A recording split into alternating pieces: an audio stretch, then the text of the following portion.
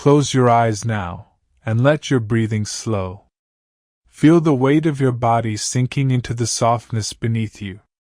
Each breath you take is an invitation to release the tensions of your day, to let go of everything that no longer serves you in this moment.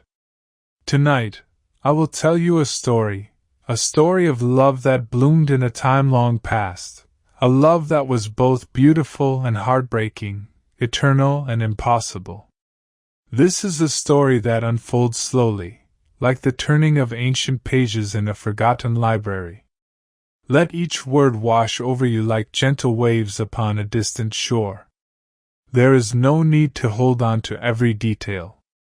Simply allow the story to carry you, to lull you into that peaceful space between waking and dreaming. If you drift away before the story ends, that is perfectly fine. The story will continue in your dreams, or perhaps it will be waiting for you another night. Breathe in deeply now. Hold that breath for just a moment. And release it slowly, feeling your shoulders drop, your jaw unclench, your entire being settle into this moment of rest. Good. Let us begin our journey into the past, into a love that was never meant to survive the harsh realities of its time, yet somehow has endured through the centuries and the whispered memories of those who came after. Our story takes place in the year 1847, in a small village nestled in the rolling hills of southern France. The village was called Saint Celeste, and it sat perched on a hillside overlooking lavender fields that stretched toward distant mountains. The air there always carried the scent of those purple blooms, mixed with rosemary and thyme that grew wild along the stone walls dividing the fields.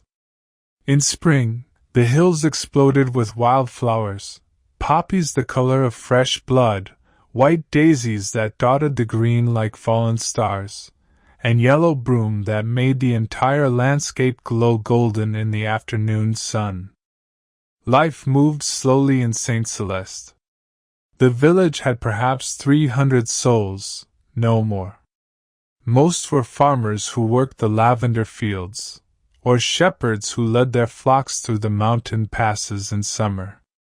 There was a small church with a bell tower that could be heard for miles when the wind was right, a village square where a market was held twice a week, and a handful of shops, a baker, a blacksmith, a small general store that sold everything from buttons to lamp oil. The houses were built of honey-colored stone, with terracotta roofs and shutters painted in fading blues and greens. Narrow streets wound between them, barely wide enough for a cart to pass. In summer, the stones radiated heat long after the sun had set. In winter, smoke curled from every chimney, and the smell of wood fire and cooking stews filled the cold air. It was a place where everyone knew everyone, where gossip traveled faster than the wind, where traditions had been handed down through so many generations that no one could remember when they had begun. Take another deep breath now. Feel yourself being transported back in time, back to this quiet village where our story begins. Let your mind's eye paint the scene, the amberstone glowing in the late afternoon light, the purple fields rippling in the breeze, the sound of sheep bells echoing from the hills. You are safe here in this memory, in this story. Nothing can harm you here. The Meeting Part 1.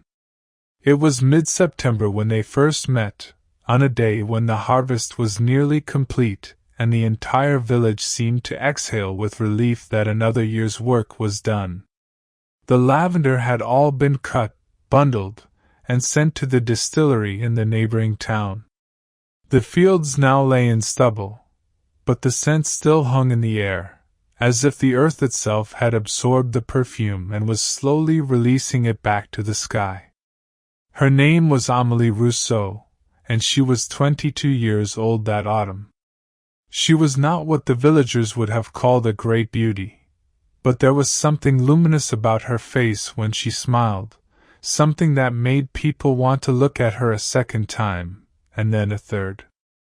She had dark hair that she wore pinned up in the fashion of the day, though small curls always escaped to frame her face. Her eyes were the color of chestnuts, warm and deep, and they held an expression of constant curiosity, as if the world were a book she could never finish reading. Amélie lived with her mother and father in a modest house on the edge of the village. Her father, Michel Rousseau, was a carpenter, known throughout the region for his fine work. He made furniture for wealthy families in the nearby city of Aix-en-Provence, armoires and tables and chairs that would last for generations.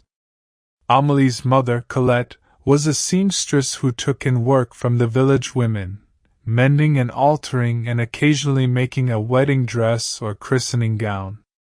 They were neither wealthy nor poor, but comfortably situated in that middle ground where one did not go hungry, but had little left over for luxuries. Amélie herself had been educated beyond what was typical for a village girl.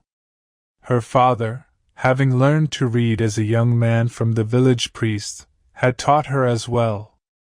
She could read French fluently and even had a small collection of books, a worn Bible, a volume of folk tales, a book of poems by Lamartine that her father had bought for her 16th birthday.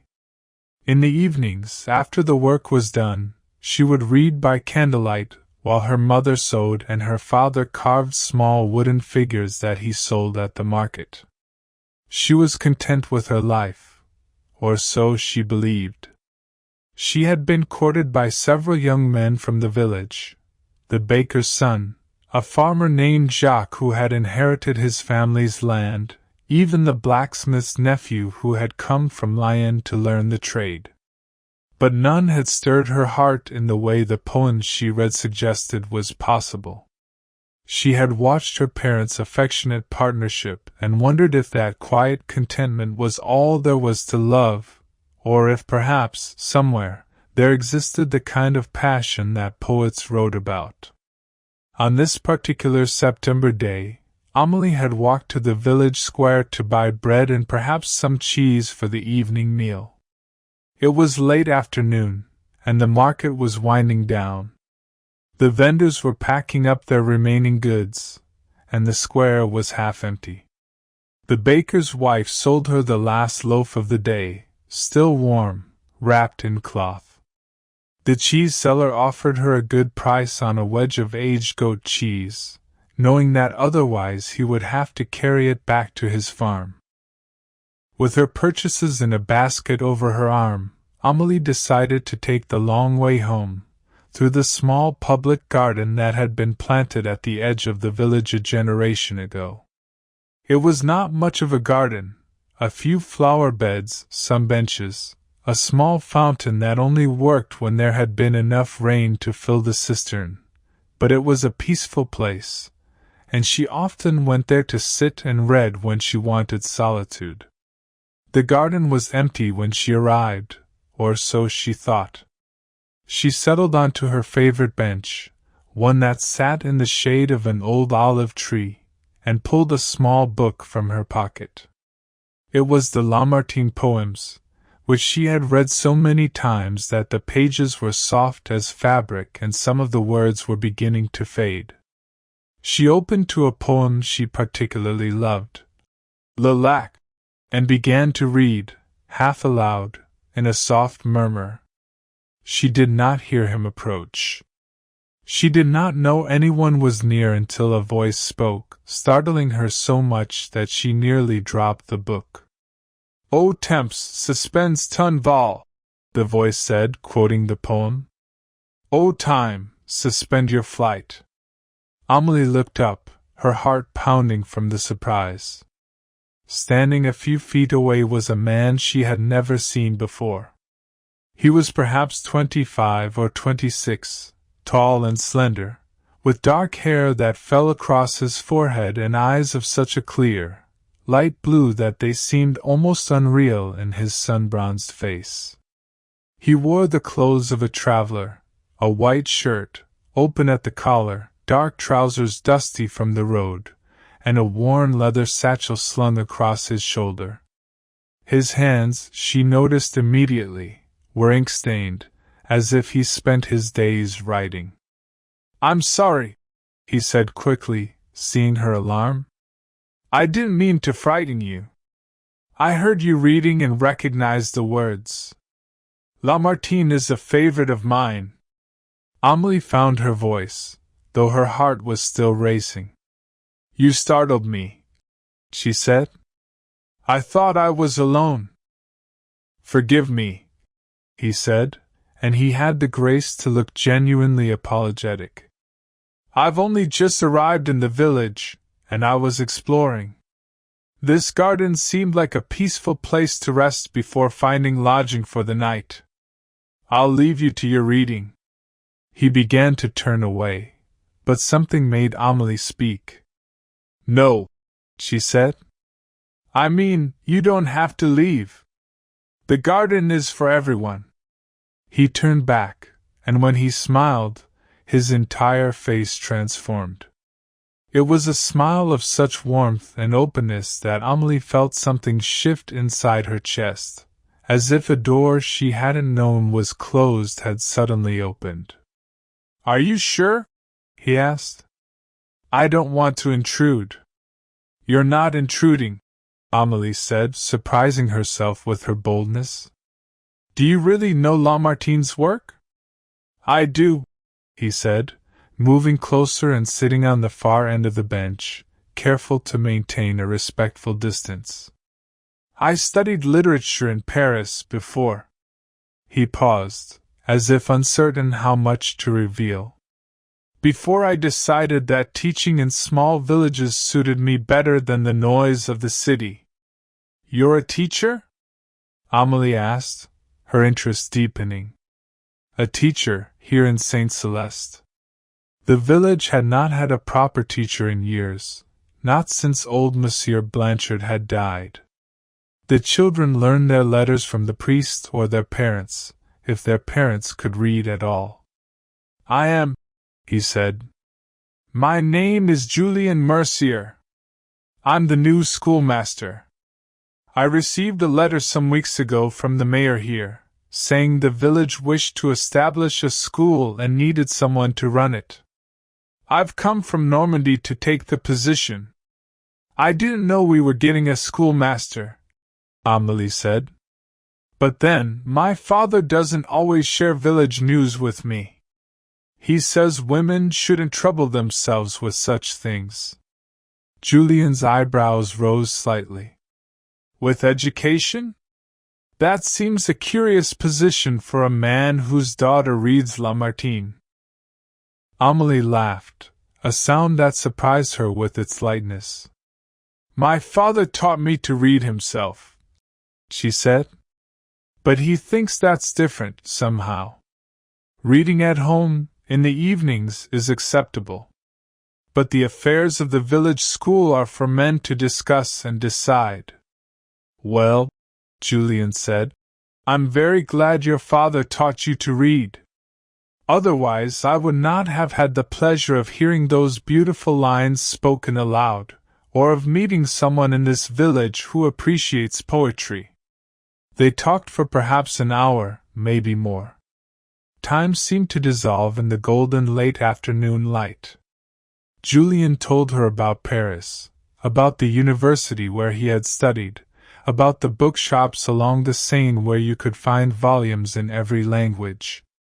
He spoke of his decision to leave the city, driven by a desire to teach children who would otherwise grow up illiterate, unable to access the world of ideas and imagination that he so treasured. The meeting part 2. Amélie, in turn, told him about life in Saint Celeste, about the rhythms of the seasons and the traditions of the village. She spoke of her father's carpentry, of how she sometimes helped him with the finishing work, sanding the wood until it was smooth as silk, or applying the oil that brought out the grain. She told him about her small collection of books, about how she dreamed sometimes of a library filled with thousands of volumes, though she knew such a thing existed only in the great cities. As they talked, Amélie became aware of a feeling she had never quite experienced before. It was as if every word Julien spoke resonated with something deep inside her, as if they were two instruments perfectly tuned to the same pitch. When she mentioned a book, he had read it. When he spoke of an idea, she had already considered it. It was not that they agreed on everything. Indeed, they debated several points of literature and philosophy. But even their disagreements felt like a kind of harmony, a dance of minds meeting and parting and meeting again. The sun was sinking lower, painting the sky in shades of rose and amber, when Amélie finally realized how long they had been talking. "I should go," she said reluctantly, standing. "My mother will worry." Julien stood as well. "Thank you," he said, "for sharing your afternoon with a stranger. This has been unexpected and wonderful." "Yes," Amélie agreed softly. "Unexpected." They stood for a moment in the fading light, either quite ready to part. Finally, Julien said, "I'm to start teaching next week, once the schoolhouse has been prepared. Perhaps, if you ever have time, you might visit the school. I would welcome your perspective on what the children should learn." It was a transparent excuse, and they both knew it.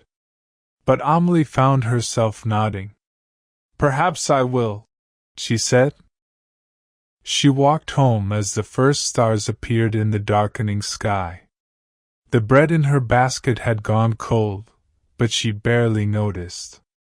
Her mind was full of the conversation, of Julien's words, of the way his eyes had lit up when he spoke of books and teaching and the power of ideas.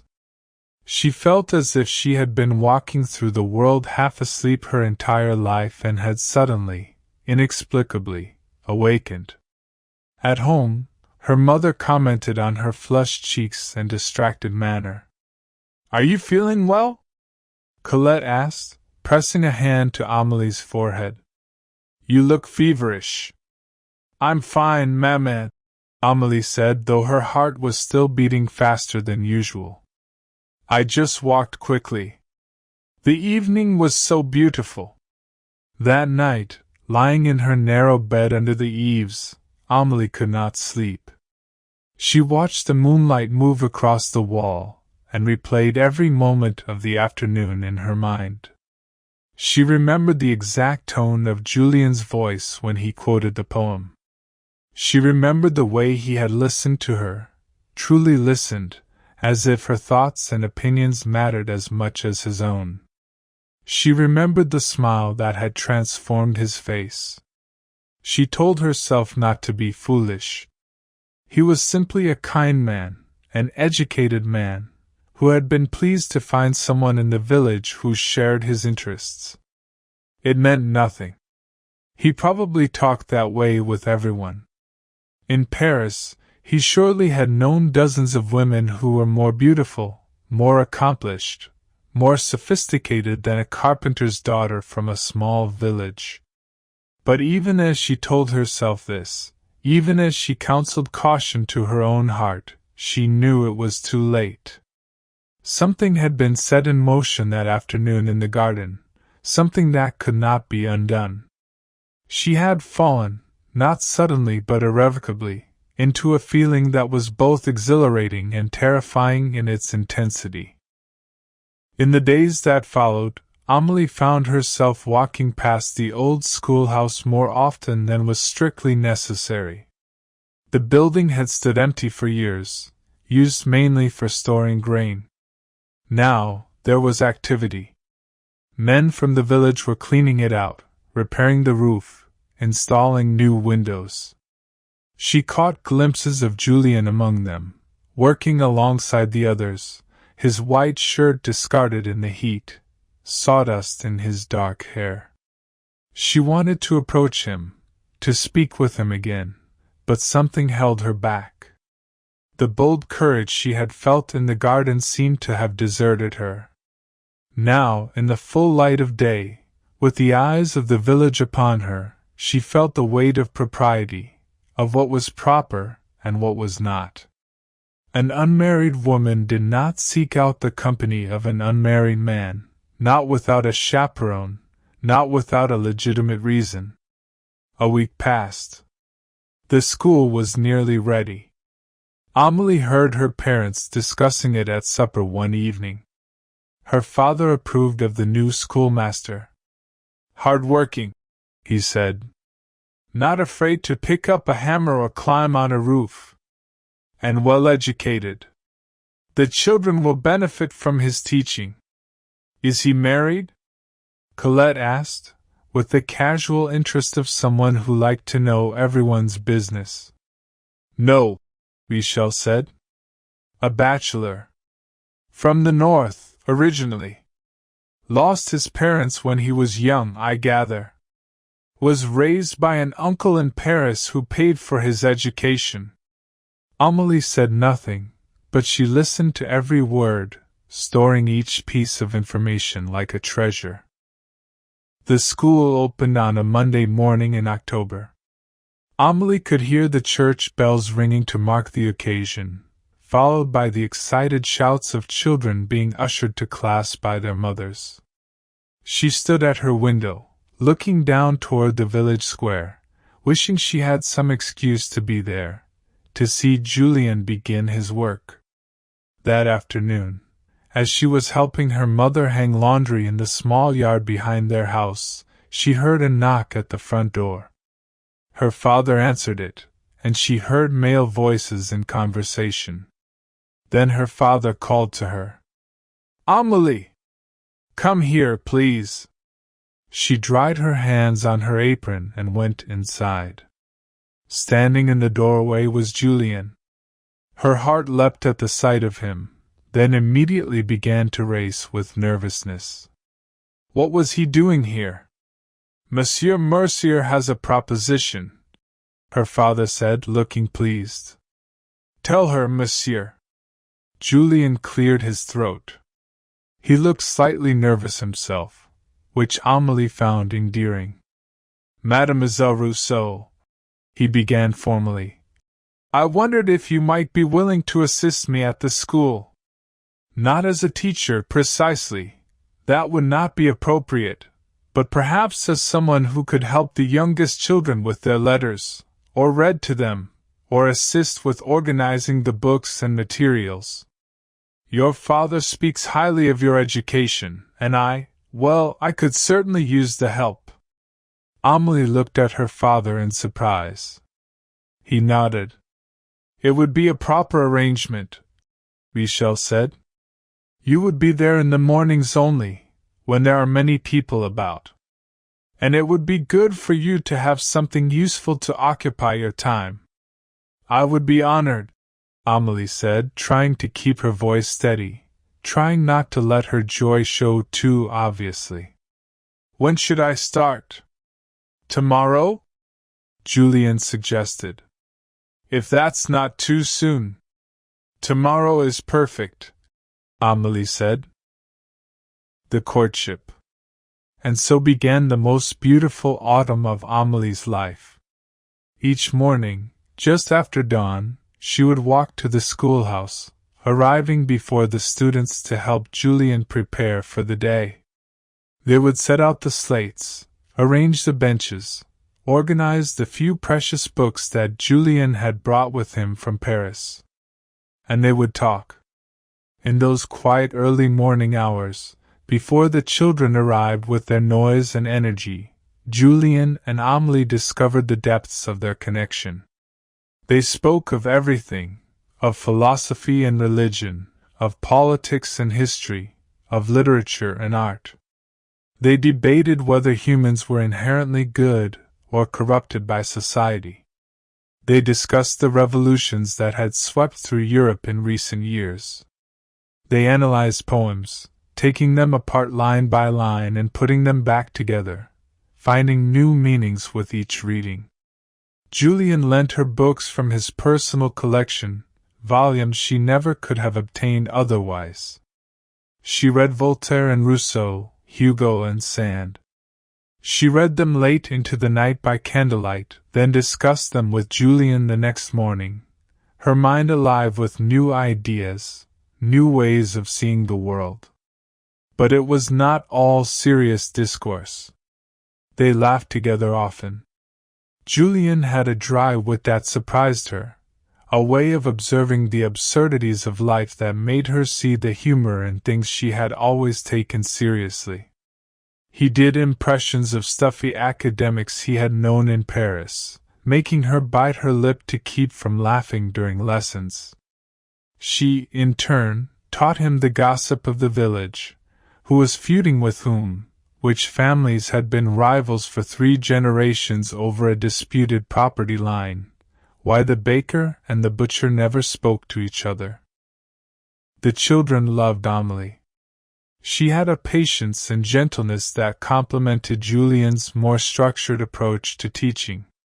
While he drilled them in arithmetic and grammar, she told them stories, encouraged them to use their imaginations, praised their small accomplishments with genuine warmth. Parents began commenting on how well the school was running, how much their children were learning. But Amélie and Julien were careful. They maintained proper distance during school hours.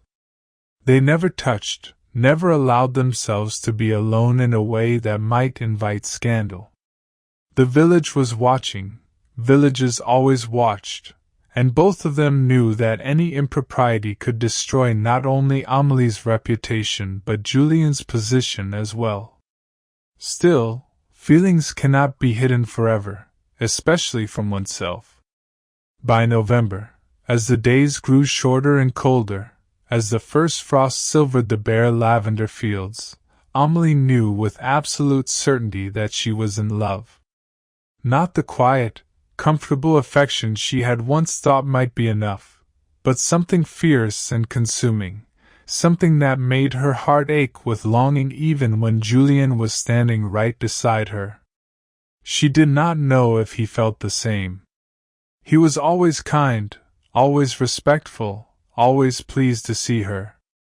But he never said anything to suggest his feelings went beyond friendship and professional colleagueship. She told herself it was better this way, safer. And yet, in the darkest hours of the night, she allowed herself to imagine what it might be like if he loved her too. The first snow came in early December, a rare occurrence in southern France. The village woke to find the world transformed, the honey-colored stones frosted white, the bare fields glittering under a thin blanket of snow that would be gone by afternoon, but was magical while it lasted. There were no students that day. The paths were too treacherous, and parents kept their children home. But Amélie went to the schoolhouse anyway, drawn by habit and by the hope of seeing Julien. She found him there, standing at the window, watching the snow fall. "It's beautiful," she said softly, not wanting to startle him. He turned, and his face lit up at the sight of her. "Amélie, I hoped you might come. I know there are no students, but I wanted to see you," she said, the words escaping before she could stop them. Then, embarrassed by her boldness, she added quickly, "To return the book you lent me. Madame Bovary. I finished it last night." It was only partially a lie. She had finished the book, and she had brought it with her. But returning it was not why she had come through the snow. Julien took the book from her, but he didn't look at it. He was looking at her, and there was something in his eyes she had never seen before, or perhaps had been too afraid to see. "Amélie," he said quietly, "I need to tell you something. I've been trying to find the courage for weeks now, but every time I start I lose my nerve. But I can't continue like this. I can't pretend anymore. Her heart was pounding so hard she thought he must be able to hear it. "Pretend?" she whispered. "That I don't love you," he said. "That I haven't loved you since that first afternoon in the garden.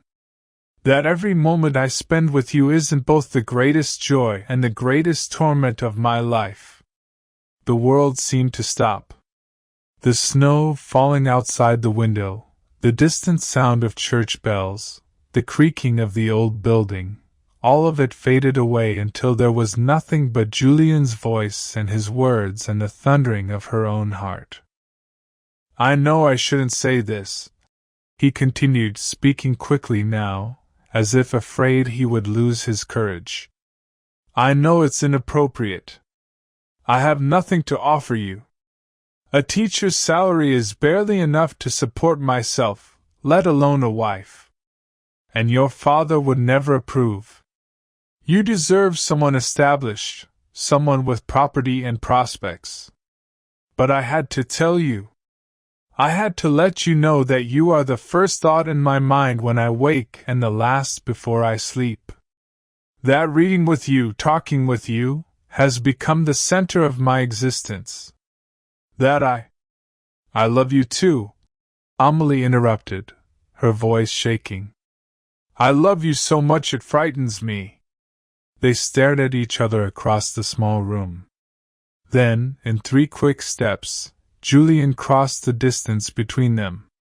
He took her hands in his, the first time they had ever touched beyond the accidental brush of fingers, and the contact sent a jolt through her entire body. "Then we'll find a way," he said fiercely. "I don't know how, but we'll find a way. I'll save every so. I'll take on extra work. I'll prove to your father that I can provide for you. Just don't stop loving me.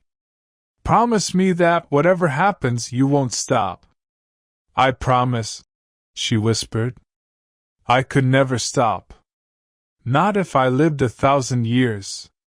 He raised her hands to his lips and kissed them, a gesture so tender and reverent that tears sprang to her eyes.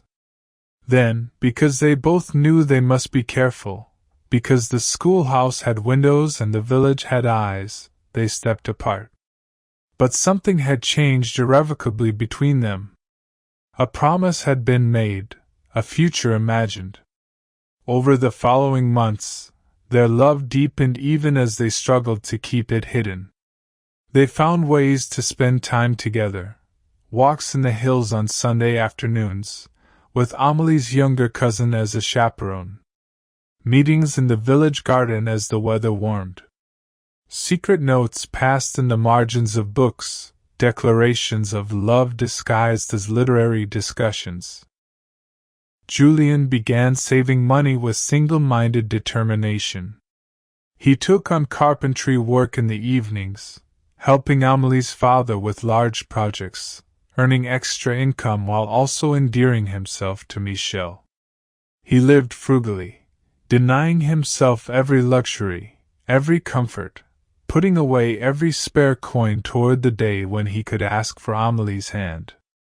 Amélie, for her part, continued to help at the school, but she also began preparing herself to be a wife. She learned her mother's best recipes. She practiced the household arts that would be expected of her. And she dreamed, oh, how she dreamed, of the life they would build together. A small house, perhaps, with a garden where she could grow vegetables and herbs. Children, eventually, who would learn to read before they could walk because both their parents loved books. A life of modest means but rich in love and companionship. They were happy, or as happy as two people in love but unable to marry can be. They lived for stolen moments, for the touch of hands when no one was looking, for the exchange of glances across a crowded room that said everything words could not. But happiness, especially the fragile happiness of young love, is a delicate thing. And the world has a way of crushing delicate things. The promise. Spring came early that year, arriving in March with warm winds and sudden blossoms. The village came alive with color, almond trees flowering in clouds of pink and white, wild asparagus pushing up through the stone terraces, birds returning from their winter migrations to build nests in the eaves of houses. On a Sunday in late April, Julien asked Michel Rousseau if he might speak with him privately. Amélie watched them walk together toward her father's workshop, her heart in her throat. She knew what Julien was going to do. They had discussed it the day before, during one of their walks in the hills. "I have enough saved," Julien had told her, showing her the small leather pouch where he kept his coins. "Not a fortune, certainly, but enough to rent a house, to furnish it modestly, to support us for several months if necessary. And my teaching position is secure. The mayor has told me he's very pleased with the school's progress. I hope, your father will see that I can provide for you." "He will," Amélie had said with more confidence than she felt. "He likes you, Julien. He respects your work. And Maman, well, she's noticed how I feel about you. Mothers always know. She'll help persuade him." Now, waiting in the house while the two men talked, Amélie paced the kitchen floor. Her mother watched her with sympathetic eyes but said nothing, understanding that some moments were too important for words. An hour passed. Then two. Amélie was beginning to despair when she heard the workshop door open, heard footsteps approaching the house. She forced herself to sit down, to take up some mending, to appear calm and occupied. Her father entered first, followed by Julien. Michel's face was serious, difficult to read. Julien looked nervous but hopeful. They all stood in awkward silence for a moment. "Well," Michel said finally, addressing his daughter, "Monsieur Mercier has asked for your hand in marriage." Amélie set down her mending with trembling fingers. "Yes, Papa? He tells me that you are in love with each other. That you have been for some time, though you've conducted yourselves with proper discretion." "Yes, Papa," Amélie whispered. Michel sighed, a long, weighty exhalation. Then, to Amélie's enormous relief, his stern expression softened. "He's a good man," he said. "I've worked alongside him enough to know his character. He's hard-working, honest, educated. He has a steady position. And most importantly—" Michel paused, looking at his daughter with sudden emotion. "Most importantly, he loves you. I can see it in the way he speaks of you, in the way he looks at you when he thinks no one is watching. So yes, you have my blessing." Amélie flew to her father, throwing her arms around him, tears of joy streaming down her face. "Thank you, Papa. Thank you." Over her shoulder, Michel extended his hand to Julien. "Welcome to the family, my boy. Take care of her. She is precious to us." "I will," Julien promised, his voice thick with emotion. "I swear it. I will cherish her every day of my life." There was much to do after that. A wedding to plan, a house to find, 100 small preparations. The village buzzed with the news. Some of the women were envious. Why should a carpenter's daughter catch such an educated husband? But most were happy for the young couple. There was something romantic about their story, about the schoolmaster and his assistant falling in love over books and ideas. They set the wedding date for June, after the school term ended. Julien found a small house to rent on the edge of the village, a stone cottage with 2 rooms downstairs and a sleeping loft above. It had a garden that had gone wild with neglect, but Amélie saw its potential immediately. She would plant vegetables and flowers, herbs for cooking and healing. She would make it a home. The weeks before the wedding were a blur of activity. Colette sewed Amélie's wedding dress, a simple but elegant gown of pale blue silk that had been saved for years for just such an occasion. Michel built them a table and 2 chairs, a wedding chest for Amélie's linens, a simple bed frame. Friends and neighbors contributed what they could: dishes, pots, linens, candles.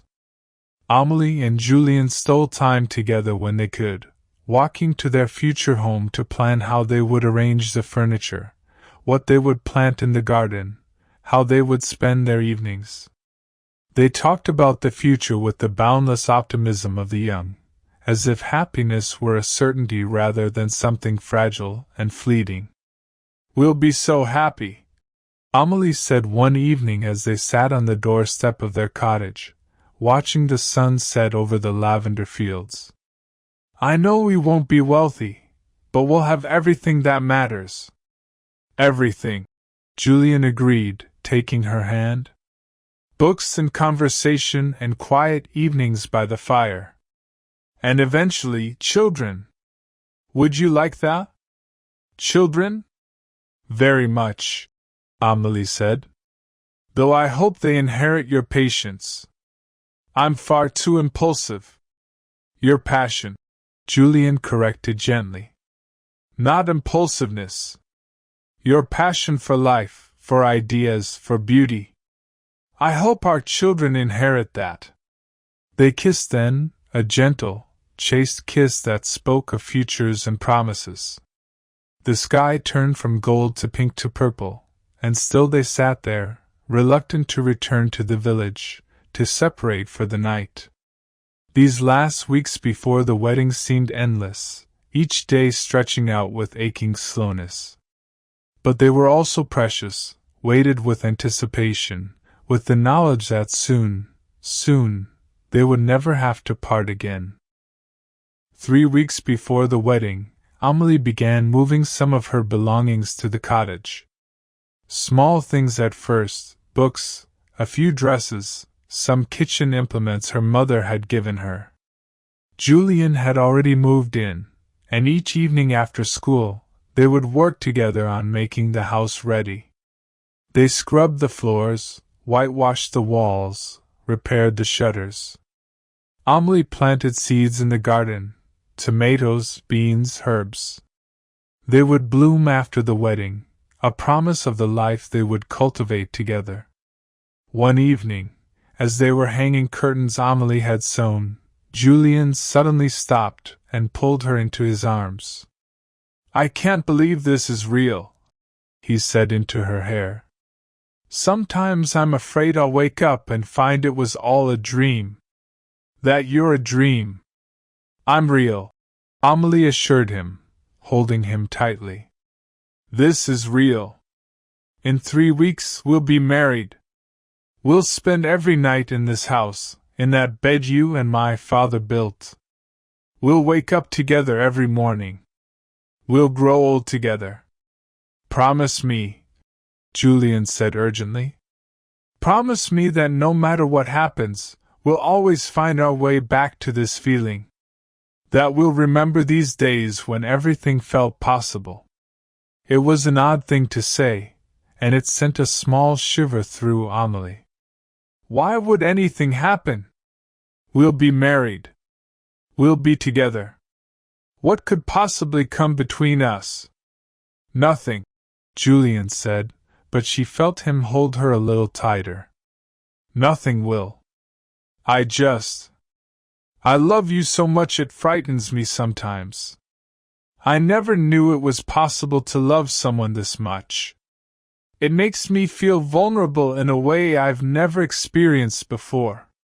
I know, Amélie whispered. I feel it too. But that's what love is, isn't it? Giving someone the power to break your heart, and trusting them not to.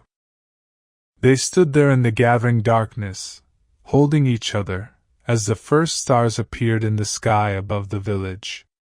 Neither of them knew then that this would be one of the last peaceful moments they would ever share. Neither could see the storm that was gathering on the horizon, ready to sweep their carefully built happiness away like leaves before a gale. 2 weeks before the wedding, a letter arrived for Julien. It came from Paris, from the Ministry of Education, carried by the postal coach that came through the village twice a week. Julien opened it at the breakfast table in his cottage, expecting routine correspondence about teaching standards or curriculum. What he read made the blood drain from his face. The letter informed him that his application for a teaching position at the prestigious Lycée Henri IV in Paris had been accepted. He was to report for duty at the beginning of September. The position came with a substantial salary increase, housing provided by the school, and the opportunity to teach at one of the finest educational institutions in France. Julien stared at the letter in disbelief. He had applied for this position months ago, before he had ever heard of Saint Celeste, when he was still living in Paris and dreaming of a career at a great school. He had applied and been rejected, or so he thought.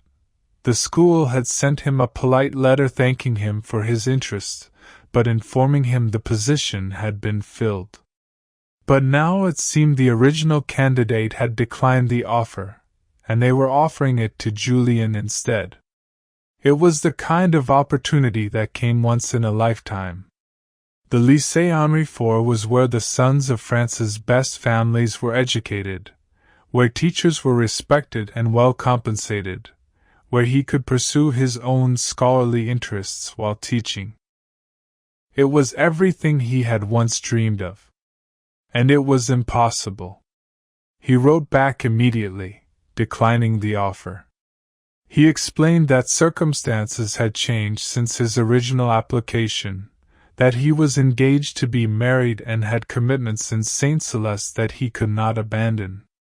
He thanked them for the opportunity and wished them well in finding another candidate. He told Amélie about the letter that evening, making light of it.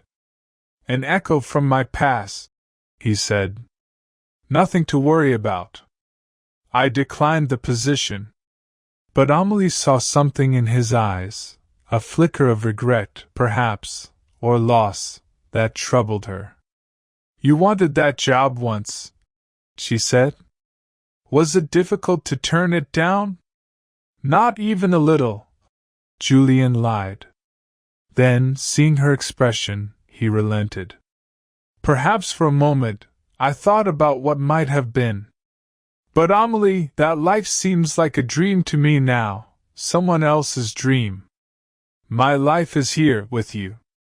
Nothing could make me give that up." She wanted to believe him. And mostly she did. But a seed of doubt had been planted, small but persistent. What if, someday, he regretted choosing her over his ambitions?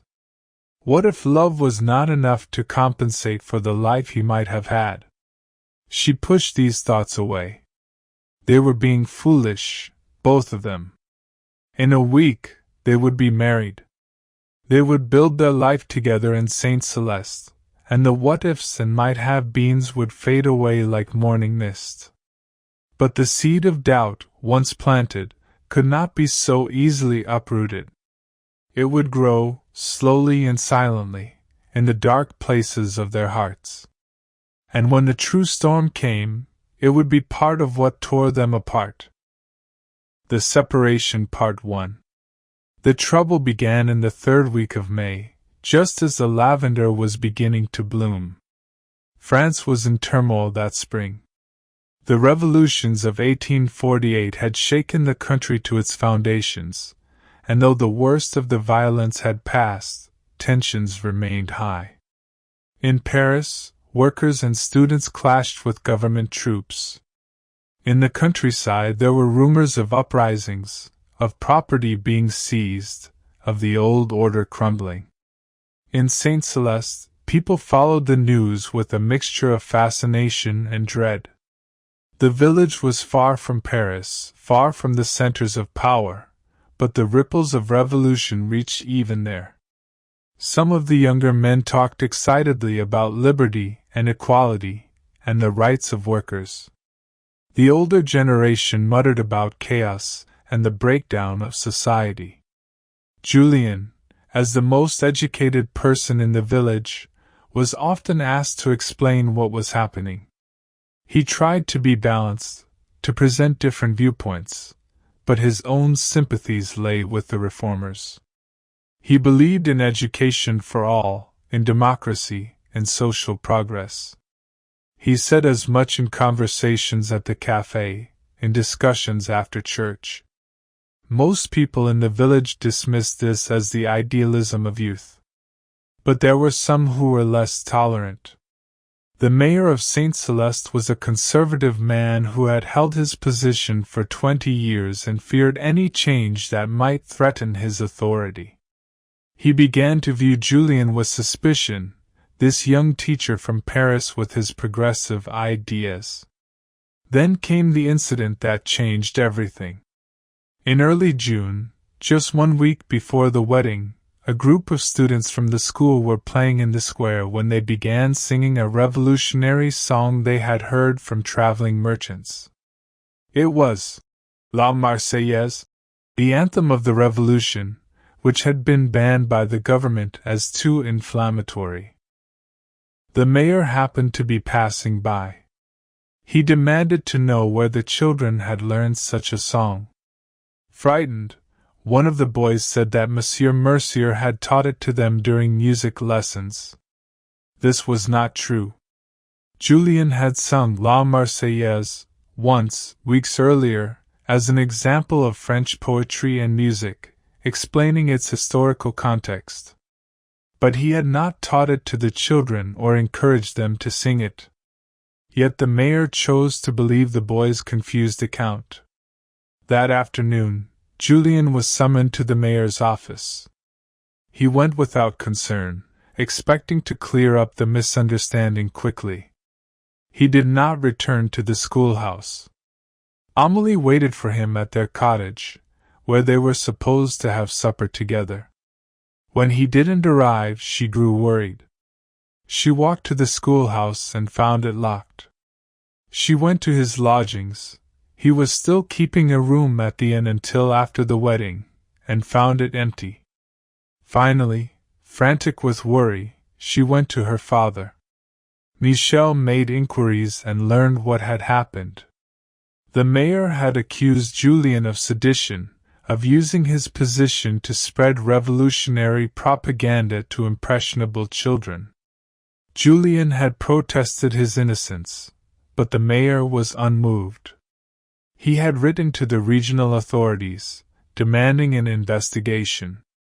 Worse still, 2 soldiers had arrived in the village that very afternoon, traveling through on their way to Marseille. The mayor, seeing an opportunity, had convinced them to escort Julien to the prefecture in Aix-en-Provence for questioning. They had left within the hour. Amélie felt as if the ground had dropped away beneath her feet. "But he's done nothing wrong," she cried. "He's innocent. They'll see that, won't they? They'll let him go?" Her father looked grave. "These are dangerous times," he said. "The government is nervous. They're arresting people on the slightest suspicion. He might be held for days, weeks even, while they investigate." "But the wedding," Amélie whispered. "We're supposed to be married in 6 days." Michel had no answer for that. The next morning, Amélie insisted on going to Aix-en-Provence. Her father tried to dissuade her. It was a day's journey by coach, and she would need to stay overnight at an inn, which would not be proper for an unmarried woman traveling alone. But Amélie was beyond caring about propriety. Julien was in trouble, possibly in danger, and she needed to see him, to help him somehow. Finally, her father agreed to accompany her. They took the morning coach, a bone-rattling journey along dusty roads. Amélie barely noticed the discomfort. Her mind was consumed with worry, imagining Julien in some terrible prison cell, alone and frightened. They arrived in Aix in the late afternoon, and went immediately to the prefecture. After much waiting and many inquiries, they were told that Julien Mercier was indeed being held there, pending investigation. No, they could not see him. No, they did not know when he would be released. The official they spoke with was bored and unhelpful, treating them like a nuisance. Amélie wanted to argue, to demand, to make them understand that a terrible mistake had been made. But her father held her back. "We need to be careful," he said quietly. "If we cause trouble, it could make things worse for him." They found an inn for the night. Amélie did not sleep, lying awake in the narrow bed, listening to the unfamiliar sounds of the city. She had never been away from Saint Celeste before, and the strangeness of it all added to her distress. Where was Julien right now? Was he frightened? Did he know she was here, that she hadn't abandoned him? In the morning, they returned to the prefecture. This time, they were more fortunate. They encountered a different official, an older man who seemed more sympathetic. When Michel explained the situation, that his daughter was engaged to marry Monsieur Mercier in less than a week, that they had traveled from Saint Celeste to see him, the man softened. "I'll see what I can do," he said. He disappeared into the warren of offices and returned 20 minutes later. "You may see him," he said. "Briefly. 10 minutes, no more. And you'll be supervised." Amélie was taken to a small room with a table and 2 chairs. A guard stood by the door. After a few minutes, another door opened and Julien entered. He looked terrible. His clothes were wrinkled, his hair uncombed, dark shadows under his eyes. But when he saw Amélie, his face transformed with joy and relief. "Amélie," he said, starting toward her. The guard grunted a warning, and Julien stopped, maintaining the required distance between them. "Are you all right?" Amélie asked, fighting back tears. "Have they hurt you?" "No," Julien said quickly. "No, I'm fine. Just tired and confused. This is all a misunderstanding, Amélie. I didn't do what they're accusing me of. I never taught the children revolutionary songs, never tried to spread seditious ideas." "I know," Amélie said. "Everyone who knows you knows that. We'll get this sorted out. My father is making inquiries, finding a solicitor. We'll prove your innocence." Julien shook his head, and there was something hopeless in the gesture. "It may not matter what we can prove. These are nervous times. The authorities are looking for examples to make, to show they're keeping order. A schoolteacher accused of corrupting youth, it's the perfect case for them." "Don't say that," Amélie said fiercely. "Don't give up. We'll fight this. And even if it takes time, I'll wait. We'll postpone the wedding if we must. When you're released, we'll—" "Amélie," Julien interrupted. "Listen to me. If I'm convicted, even of a minor offense, I'll lose my teaching license. I won't be able to work as a teacher anywhere in France. Everything I've worked for, everything I can offer you, it will be gone." "I don't care about that," Amélie said. "You can learn another trade. My father would take you on as an apprentice carpenter. Or you could—" "Time," the guard announced. "You need to finish." "No, please," Amélie begged. "Just a few more minutes. but the guard was already moving toward Julien. There was no time to say everything that needed to be said, no time to make plans or promises. Amélie reached out her hand, and for one brief moment, Julien clasped it in his. "I love you," he said urgently. "Never doubt that. Whatever happens, I love you." "I love you too," Amélie said, tears streaming down her face now. "Always. I'll always love you." Then the guard was pulling Julien away, back through the door, and he was gone. Amélie stood alone in the empty room, her hands still outstretched, her heart breaking. The official they had spoken with earlier appeared. "I'm sorry," he said, and he sounded like he meant it.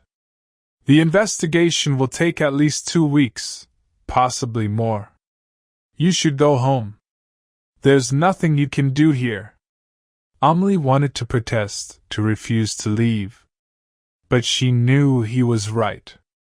She and her father could not stay in Aix indefinitely, spending money they didn't have on an inn, waiting for news that might not come. They returned to St. Celeste that evening. The news of what had happened had spread through the village. Some people were sympathetic. Others, particularly those who had never approved of the schoolmaster's progressive ideas, whispered that perhaps there was some truth to the accusations after all. The wedding date came and went. Amélie spent that day in her room, refusing to eat, crying until she had no tears left. Her mother sat with her, holding her hand, offering silent comfort. There was nothing to say that could make it better. Days turned into weeks. Amélie wrote letters to Julien, though she had no way of knowing if he received them. She poured her heart onto the pages, telling him about the village, about the garden at their cottage where the plants were growing despite no one tending them, about how much she missed him, how empty her days felt without him. She received no replies. She didn't know if he was forbidden to write or if he simply had no way to send letters. The not knowing was its own form of torture. The Separation Part 2. Finally, after 3 weeks, word came. Michel received a letter from the solicitor he had hired in Aix. Julien had been found guilty of a minor offense, promoting civil disorder through inappropriate educational content. He had been sentenced to 6 months in prison. 6 months. The words echoed in Amélie's mind, impossible to comprehend. 6 months without seeing him, without speaking to him, without knowing how he was or if he was suffering. It might as well have been forever. But the news got worse. Upon his release, Julien's teaching license would be revoked. He would be forbidden from teaching anywhere in France. And there was more. He was to be sent not to the local prison in Aix, but to a labor prison in the north, in Normandy, where he would serve out his sentence doing hard labor. Normandy? Amélie repeated, uncomprehending. But that's so far away. I'm sorry, her father said, his own voice heavy with sorrow. I'm so sorry, ma petite. The cottage that had been prepared for their married life sat empty. Amélie couldn't bear to go there any more. The garden she had planted grew wild and tangled. The furniture her father had made gathered dust. It was like a tomb for the future they would never have. Amélie tried to continue with her life. She helped her mother with the sewing. She went to market. She attended church on Sundays. But she moved through these activities like a ghost, performing the motions without any real presence or engagement. The light had gone out of her eyes, and everyone could see it. People offered sympathy, but it was hollow comfort. Some suggested, with the best of intentions, that she should forget about Julien, that she was young and would find love again. These suggestions hurt more than open cruelty would have. How could they think love was so easily transferred, so easily replaced? Julien was not just anyone. He was her other half, her soul's companion. There would never be anyone else. Her father, seeing her suffering, offered to take her to Normandy. "We could visit him," Michel said. "It would be a long journey, expensive, but perhaps if you could see him, talk to him, it might help." But Amélie knew it was impossible. The journey would take a week each way, and they could not afford to be gone that long from work. Moreover, she learned from inquiries that the prison allowed visits only from immediate family members. As Julien's fiancée, not even his wife, she had no legal standing to see him. So she waited. Summer passed into autumn. The lavender harvest came and went. The schoolhouse sat empty. The mayor had not bothered to find a replacement teacher, and the children returned to learning what they could from their parents, or the priest. Amélie wrote letters, many letters, pouring out her heart onto paper even though she had no address to send them to. Writing to Julien, even if he would never read the words, gave her a way to feel connected to him, to believe that somehow her thoughts and feelings were reaching him across the distance. In October, 5 months after Julien had been taken away, Amélie finally received a letter. It had been forwarded through official channels, delayed by bureaucracy and the slowness of the postal system.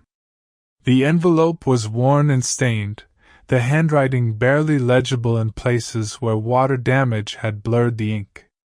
But it was from Julien. Her hands shook as she opened it.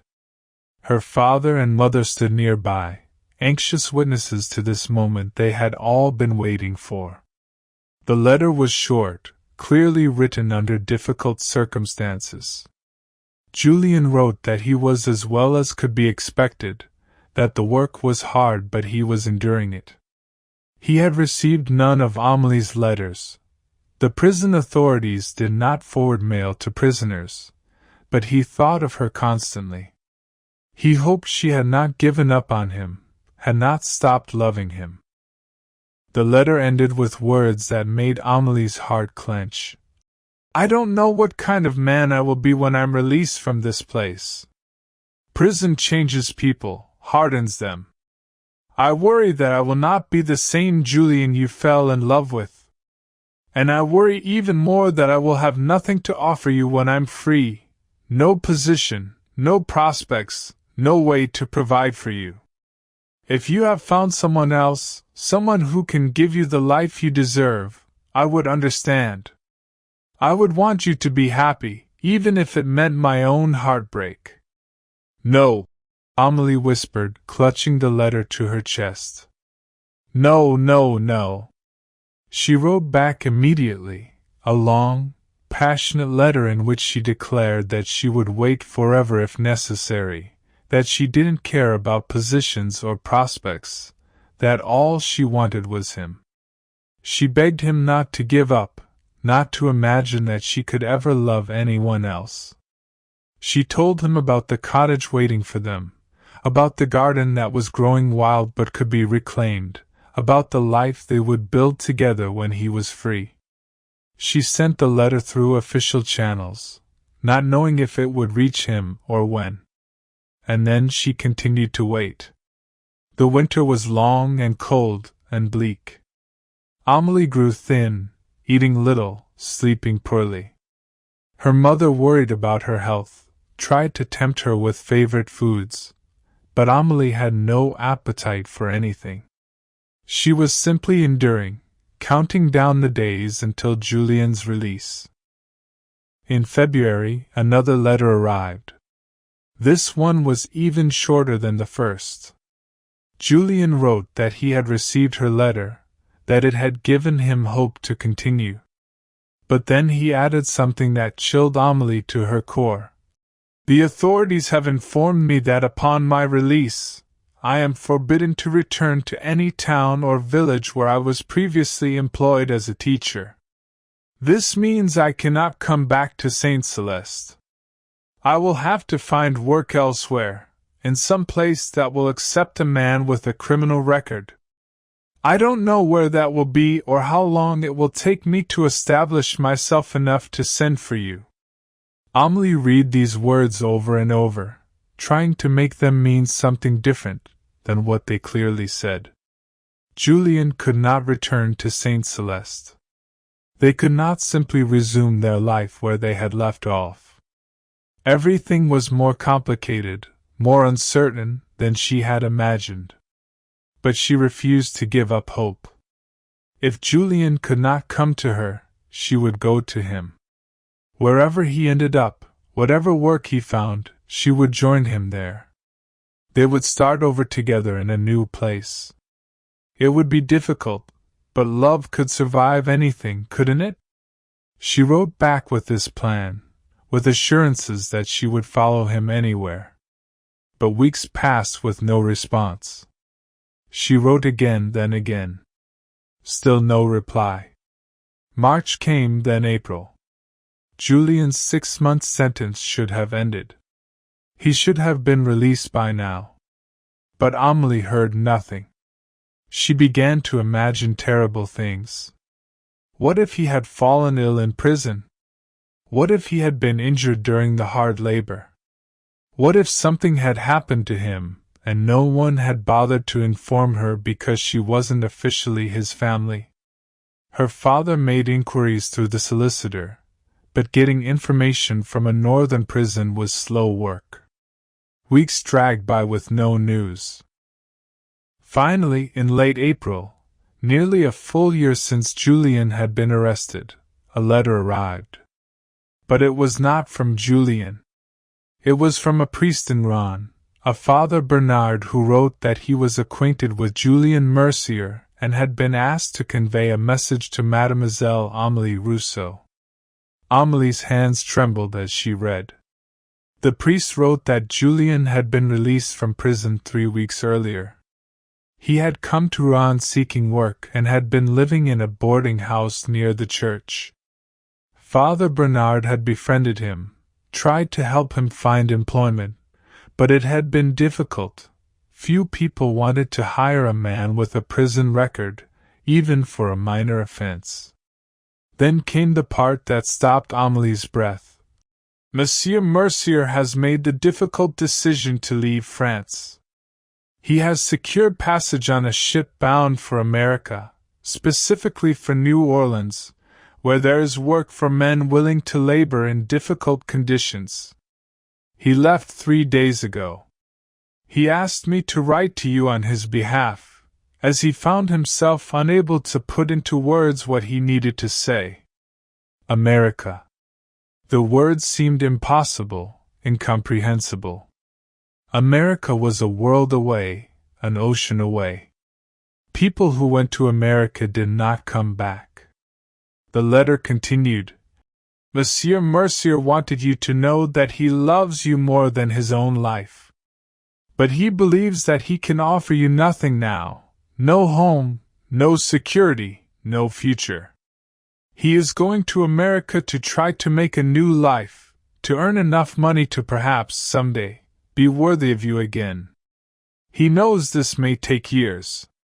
He does not want you to wait for him, to waste your youth on a man who may never be able to return for you. He asks, and these were his exact words, that you forget him and find happiness with someone who can give you everything you deserve. Amélie read the letter 3 times, 4 times, unable to process what it was saying. Julien had gone to America. Without telling her himself. Without giving her a chance to argue, to disagree, to insist that she didn't care about what he could or couldn't offer. He had made the decision for both of them.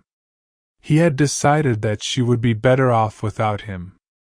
And he had left without saying goodbye. No, Amélie said aloud. Then louder. No!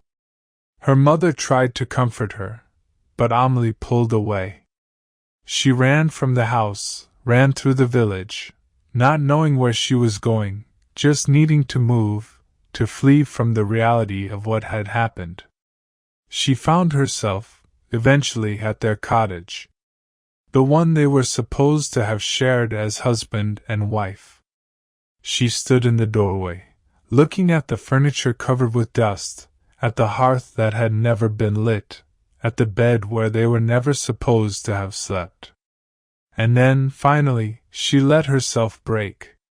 She collapsed onto the floor and wept with a depth of grief she had never imagined possible. Great, wrenching sobs that shook her entire body. She cried for the life they would never have, for the love that had been so real and so beautiful, and so completely destroyed. She cried until she had no tears left, until she was empty and hollow and exhausted. When she finally returned home, hours later, she found her mother waiting for her. Colette held her daughter in her arms and let her cry again, softer this time, the tears of someone who has no fight left in them. "He's gone, Maman," Amélie whispered. "He's truly gone." "I know, ma chérie," Colette said, stroking her daughter's hair. "I know." The waiting. The weeks after receiving the priest's letter were the darkest of Amélie's life. She moved through each day in a fog of grief and disbelief. She kept expecting to wake up and find it had all been a nightmare, that Julien would be waiting for her at the schoolhouse with that smile that lit up his entire face. But each morning brought the same reality. He was gone. Across an ocean, in a land she could barely imagine, doing work she knew nothing about. And he did not want her to follow him. He had made that clear by leaving without telling her, by sending a message through a priest rather than writing to her himself. At first, Amélie was angry. How dare he make such a decision without consulting her? How dare he decide what was best for her, as if she were a child who couldn't determine her own future? She had told him, over and over in her letters, that she didn't care about security or prospects, that all she wanted was to be with him. And he had dismissed her feelings, her choices, as if they didn't matter. But beneath the anger was a deeper, more painful emotion, a sense of abandonment so profound it felt like a physical wound. Julien had left her. He had chosen to leave rather than let her share his uncertain future. And that choice felt like a rejection of everything they had been to each other. Her father urged her to try to move on, to accept that this chapter of her life was over. "You're still young," he said gently. "You will love again someday." But Amélie couldn't imagine ever loving anyone else. Julien was not just someone she had loved, he was the person who had awakened her to the possibility of love itself. Without him, the world seemed colorless, meaningless. She went through the motions of living, but she felt like a shadow of her former self. The village watched her grief with a mixture of sympathy and impatience. At first, people were kind, understanding. But as months passed and Amélie showed no signs of recovering, of moving on, some began to whisper that she was being dramatic, that she was clinging to a lost cause. Only a few truly understood. Her mother, who had seen the depth of her daughter's love and knew it was not something that could be easily forgotten. And old Madame Toussaint, a widow who lived alone at the edge of the village, and who came to visit Amélie one autumn afternoon. "They say you should forget him," Madame Toussaint said, sitting in the Rousseau's kitchen and accepting a cup of tea from Colette. "They say you should find another young man and marry and have children." "I know what they say," Amélie replied dully. "But the heart doesn't work that way, does it?" Madame Toussaint continued.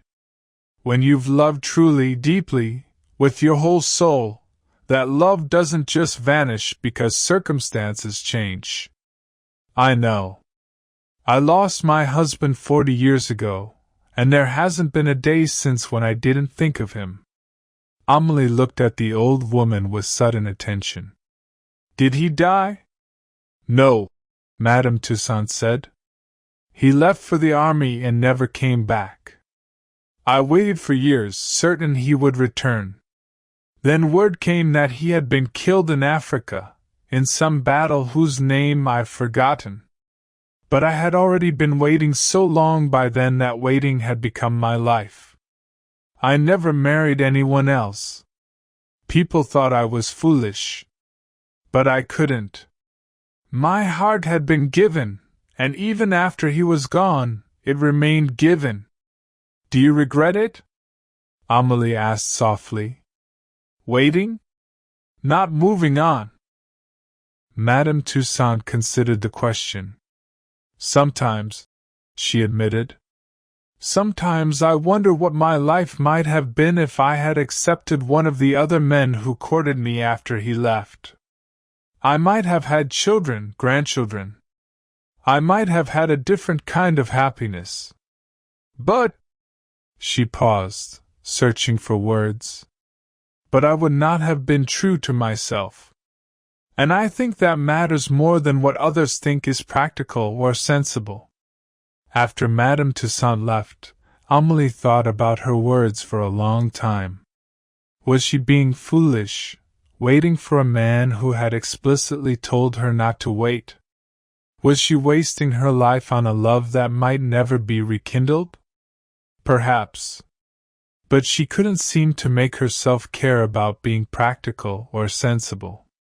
Her heart was in America, with Julien, and until that changed, if it ever changed, she could not imagine giving it to anyone else. As autumn turned to winter, Amélie began spending more time at the cottage that was supposed to have been their home.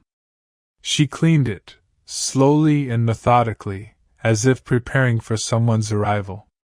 She tended the garden, cutting back the overgrown plants, preparing the soil for spring planting. She lit fires in the hearth and sat in the silence, sometimes reading aloud from the books Julien had given her, as if he might somehow hear her across the distance. Her parents worried about her, but they didn't try to stop her. They recognized that she needed this, needed to have some place where her connection to Julien felt real and present. One day in December, as the first snow of winter was falling, Amélie decided to write to Julien. She knew he had asked her not to, had left without giving her an address where she could reach him. But she needed to try. She needed to tell him that she had not forgotten, would not forget, could never forget. She addressed the letter to Julien Mercier, New Orleans, America, knowing how ridiculous and unlikely it was that such a vaguely addressed letter would ever reach him. But she sent it anyway, through the International Postal Service, paying the substantial fee with money she had saved from her work at the school. She wrote simply and honestly, I am still here. I am still waiting. If you ever want to come home, I will be here. I love you. I will always love you. She did not expect a reply.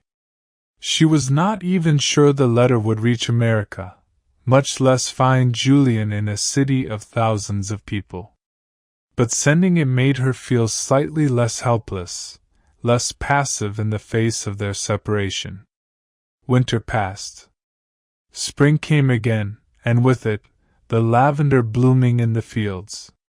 A full year since Julien had been arrested, since their world had fallen apart. Amélie marked the anniversary quietly, alone at the cottage, remembering the happiness they had shared so briefly. In summer, her father's health began to decline. He had always been strong, but he was getting older, and years of physical labor had taken their toll on his body. His hands ached with arthritis, making it difficult to do the fine carpentry work he was known for. Amélie took on more of the work of caring for him, helping her mother with the household tasks. The rhythm of caring for her father gave Amélie's days structure and purpose. She was still sad, still grieving, but she was also useful, needed. And in that usefulness, she found a kind of peace, if not happiness. Her mother encouraged her to take on some of her sewing work as well, teaching Amélie the finer points of embroidery and tailoring. Amélie discovered she had a talent for it, and soon she was contributing to the family income with her needlework. Another year passed, then another. Amélie was 25 now, then 26. In the village, she was known as the girl who had loved and lost, who had never recovered from her heartbreak. Some pitied her. Some admired her constancy. Some thought her foolish for clinging to the past. She made a kind of life for herself, though it was not the life she had dreamed of. She helped her aging parents, did her sewing work, tended the cottage garden that yielded vegetables she shared with her family. She read in the evenings, the same books Julien had given her, the pages now worn soft from countless readings. She went to church on Sundays and smiled politely when well-meaning neighbors tried to introduce her to eligible men who had recently become widowers or come to the village looking for wives. She was always polite, always kind, but always clear. She was not interested. Her heart, she said simply, was not available. Most people eventually stopped trying to match her with anyone. She became, in the village's collective mind, a permanent fixture, the seamstress who lived with her parents, who had once loved a schoolmaster, who would probably never marry. Amélie herself had stopped thinking much about the future. She lived day to day, finding small pleasures where she could. The first roses blooming in spring. A particularly beautiful sunset. The satisfaction of completing an intricate piece of embroidery. These small moments sustained her, even if they could never fill the Julien-shaped emptiness in her heart. She still thought of him every day. Wondered where he was, what he was doing, whether he was well. She imagined him in New Orleans, though she had only the vaguest notion of what that city might be like. Hot, she supposed. Near the sea. Full of people speaking languages she didn't understand. She imagined him teaching again, perhaps, or working with his hands at some trade. She hoped he was happy, or at least content. She hoped he had found some peace. And sometimes, in the deepest part of the night, she allowed herself to imagine that he still thought of her too. That somewhere across the ocean, under the same moon, he was lying awake and remembering their brief, perfect love. It was a foolish hope, perhaps. But it was the hope that kept her going. 3 years after Julien had left for America, Amélie's father died. He passed peacefully in his sleep one November night, his heart simply giving out after years of gradual decline. Amélie and her mother mourned him together, taking comfort in each other's presence. Michel had been a good man, a kind father, and the house felt empty without him. After the funeral, Colette sat her daughter down. "You need to think about your future," she said gently. "I won't be here forever either, and when I'm gone, you'll be alone. You could still marry Amélie. There are good men who would be honored to have you as a wife, men who would understand about your past." "I know, Maman," Amélie said. "But I can't. I know you think I'm being stubborn or foolish. But I truly can't imagine being married to anyone but Julien. It would feel like a betrayal, even after all this time." Colette sighed. Then what will you do? You can't live in this house alone after I'm gone. It wouldn't be proper, and besides, you couldn't afford to maintain it on a seamstress's income. Amélie had thought about this, actually. I could take over Madame Toussaint's cottage, she said. She told me once that when she passed, she wanted me to have it. It's small, but it would be enough for me. I could continue my sewing work, perhaps take in students to teach needlework. I would be all right, Maman. It was a modest future, a small life. But it was a life she could imagine, a life that felt possible. And for now, that was enough. The truth revealed. For years after Julien had left for America, for long years of waiting and wondering and slowly accepting that he might never return, something unexpected happened. It was a day in late spring, and Amélie was working at her embroidery by the window, taking advantage of the good light. Her mother had gone to visit a sick neighbor, so Amélie was alone in the house when she heard a knock at the door. She opened it to find a stranger standing there, a man perhaps in his 40s, well dressed in the manner of someone from a city, with a traveling bag at his feet. He had the weathered look of someone who had journeyed far. "Mademoiselle Rousseau?" he asked. "Mademoiselle Amélie Rousseau?" "Yes," Amélie said cautiously. "May I help you?" "My name is Philippe Gautier," the man said. "I've come from Paris. I have news concerning Julien Mercier." Amélie's heart stopped. For 4 years she had heard nothing, known nothing. And now this stranger appeared with news. She gripped the door frame to steady herself. "Please," she said. "Come in. Tell me." Philippe Gautier entered and sat in the chair she indicated. He looked uncomfortable, as if what he had to say was difficult.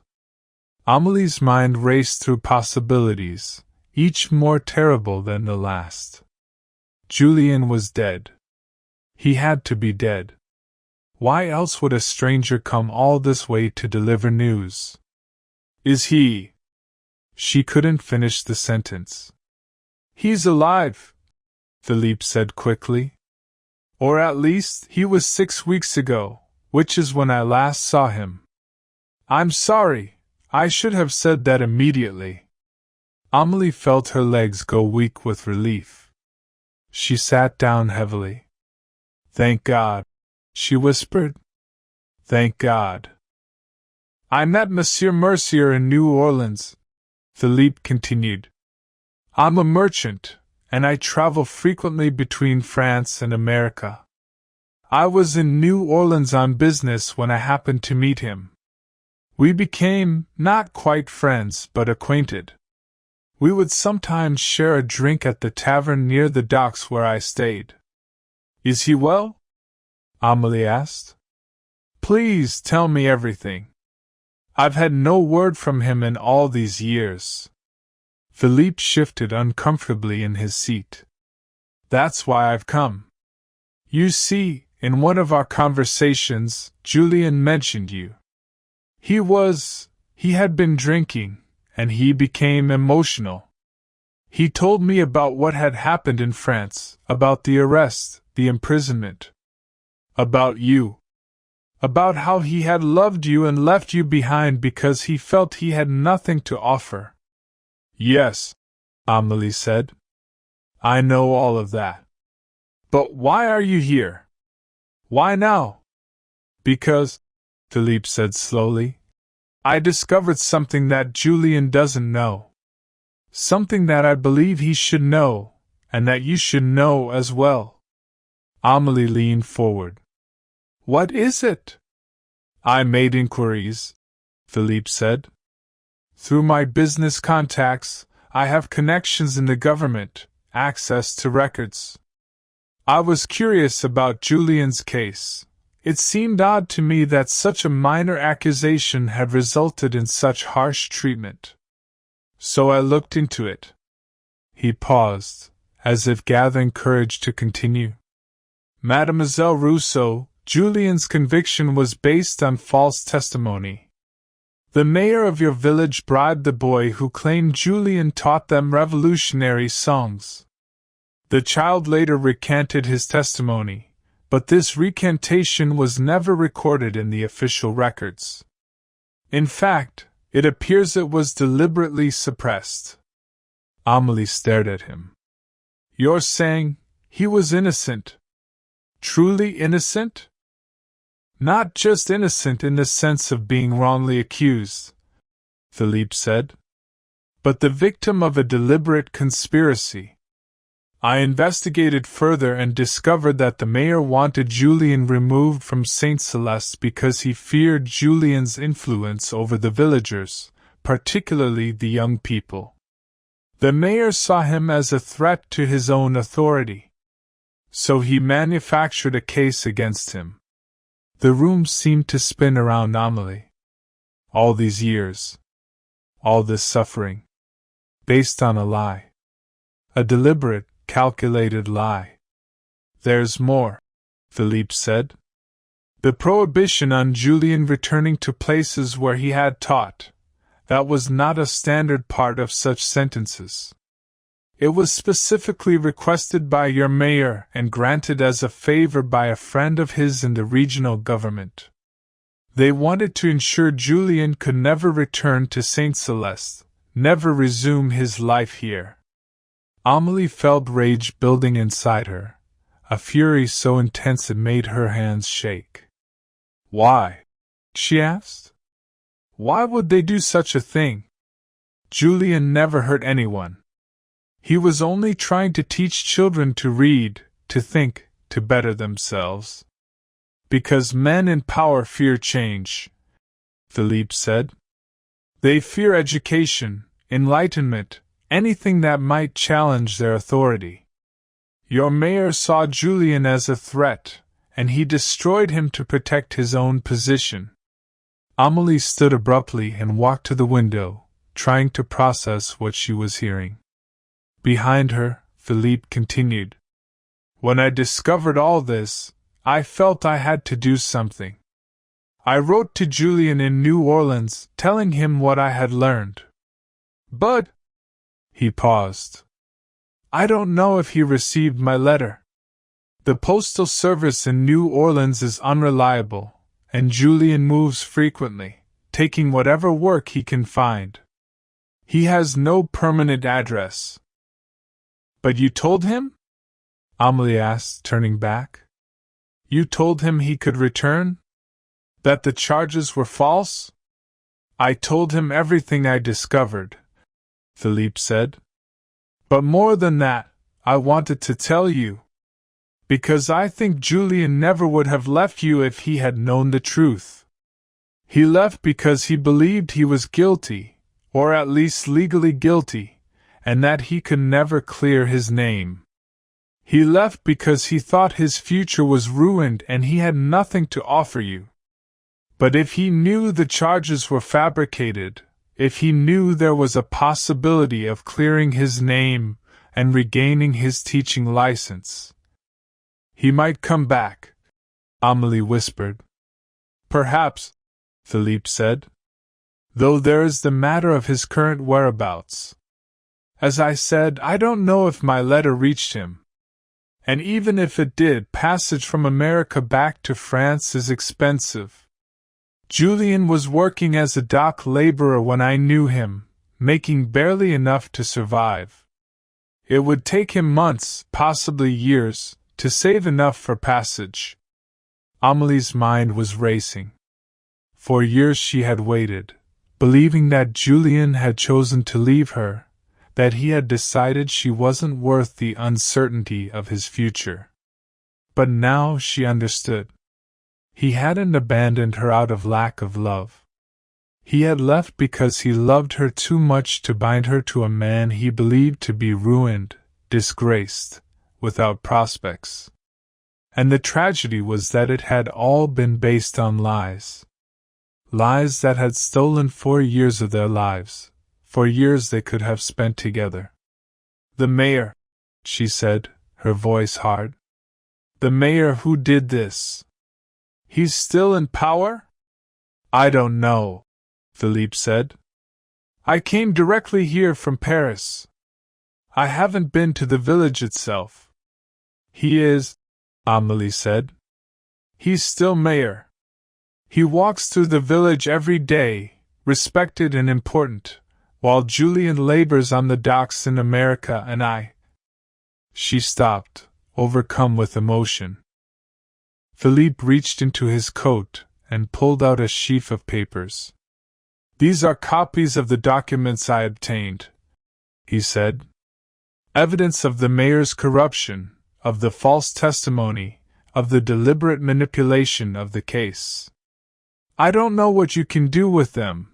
The legal system is complicated, and getting justice after so many years may be difficult. But I wanted you to have them. You deserve to know the truth." Amélie took the papers with trembling hands. She stared at them, at the official stamps and signatures, at the evidence that could have freed Julien years ago if only someone had cared enough to look for it. "Thank you," she said to Philippe. "Thank you for coming all this way, for taking the time to investigate. I don't know what I can do with this information, but thank you for giving me the truth." After Philippe left, Amélie sat alone in the quiet house, holding the papers and trying to think. She could take this evidence to the authorities, perhaps. Demand that Julien's conviction be overturned, that the mayor be held accountable. But even if she succeeded, even if justice were somehow served after all this time, what good would it do? Julien was still in America. She still had no way to reach him, no way to tell him that he could come home. Unless... An idea began to form in her mind. It was outrageous, impossible, completely contrary to everything expected of a woman of her station. But then again, what did she have to lose? She had already lost everything that mattered. And if there was even the smallest chance of finding Julien, of bringing him home, wasn't it worth trying? She would go to America. She would find him. And she would bring him the truth. The decision, once made, filled her with a sense of purpose she hadn't felt in years. She was no longer passive, no longer simply waiting and hoping. She was going to take action, to fight for the love that had been stolen from them both. Her mother, when she returned and heard the news and Amélie's plan, was predictably horrified. "America?" Colette exclaimed. "Amélie, that's madness. You can't possibly go to America. It's dangerous, expensive, completely improper for a woman to travel alone to such a place." "I have to, maman," Amélie said calmly. "I have to try. Can't you see? All these years I've been waiting, thinking he chose to leave me. But he didn't choose. He was driven away by lies and corruption. And now that I know the truth, how can I not try to find him, to tell him?" "But you don't even know where he is," Colette protested. "New Orleans is a huge city. How will you find one man among thousands?" "I'll find him," Amélie said with a confidence she didn't entirely feel. "Monsieur Gauthier told me where Julien was working. I'll start there. I'll ask questions, follow leads. I'll do whatever I have to do." The preparations took weeks. Amélie sold everything she owned of any value, jewelry that had belonged to her grandmother, fine linen she had embroidered for her trousseau, even some of her father's tools that her mother agreed they didn't need. It wasn't enough for passage, but her mother, seeing that Amélie could not be dissuaded, contributed what remained of the money Michel had saved over the years. "Your father would want you to be happy," Colette said as she pressed the coins into Amélie's hand. "If this is what you need to do, then do it. But promise me you'll be careful. Promise me you'll come home, with or without him." "I promise, maman," Amélie said, holding her mother tight. The village was scandalized by Amélie's decision. An unmarried woman, traveling alone to America? It was unheard of, shocking, completely improper. People whispered that grief had made her unstable, that she should be prevented from going for her own good. But Amélie didn't care what they said. Let them whisper. Let them be scandalized. She had spent 4 years caring what was proper, what was expected. And it had gotten her nothing but loneliness and heartache. She also took the documents Philippe Gautier had given her to the regional authorities in Aix-en-Provence. She met with officials, told them what she had learned, demanded that Julien's conviction be reviewed. They listened with polite interest but made no promises. These things took time, they said. There were procedures to follow. She should be patient. But Amélie was done being patient. She left the documents with them and hoped they would do something, but she wasn't waiting around to find out. She was going to America. In July, 4.5 years after Julien had left France, Amélie boarded a ship in Marseille bound for New Orleans. She carried one small trunk with her belongings, a purse with what money remained after paying for passage, and a heart full of hope and determination. The journey took 6 weeks. 6 weeks of rough seas and cramped quarters and homesickness so intense it was like a physical pain. Amélie shared a cabin with 3 other women, all of them traveling to join husbands or fathers in America. They were kind to her, this strange Frenchwoman traveling alone to find a man she hadn't seen in years. They shared their food with her when she was too seasick to eat the ship's rations. They taught her a few words of English. They gave her advice about surviving in America. Amélie spent her days on deck when the weather was good, staring out at the endless ocean and wondering if she was making a terrible mistake. What if she couldn't find Julien? What if she did find him and he had moved on, forgotten her, built a new life that didn't include her? What if he was angry that she had come, that she hadn't respected his wish for her to forget him and find happiness with someone else? But every time doubt crept in, she remembered Philippe Gautier's words. Julien had left because he thought he was ruined, because he thought he had nothing to offer her. Not because he didn't love her. And if he knew the truth, if he knew he had been wronged, that his name could potentially be cleared, she had to believe it would make a difference. She had to believe their love was strong enough to survive 4 years of separation, an ocean of distance, and all the pain and heartbreak they had endured. Finally, on a sweltering August morning, the ship entered the mouth of the Mississippi River. The water changed from the deep blue of the ocean to a muddy brown. The air became thick and humid, heavy with unfamiliar scents, tropical flowers, river mud, something spicy that Amélie couldn't identify. Other passengers pointed out landmarks as they sailed upriver toward New Orleans. Amélie watched it all with wide eyes, this strange new world she had come to. Everything was different. The vegetation, the architecture, the very quality of the light. She was farther from home than she had ever imagined being. New Orleans, when they finally reached it, was overwhelming. The docks were chaos, ships from around the world unloading cargo, men shouting in a dozen languages, the smell of fish and tar and sweat mixing with the thick, humid air.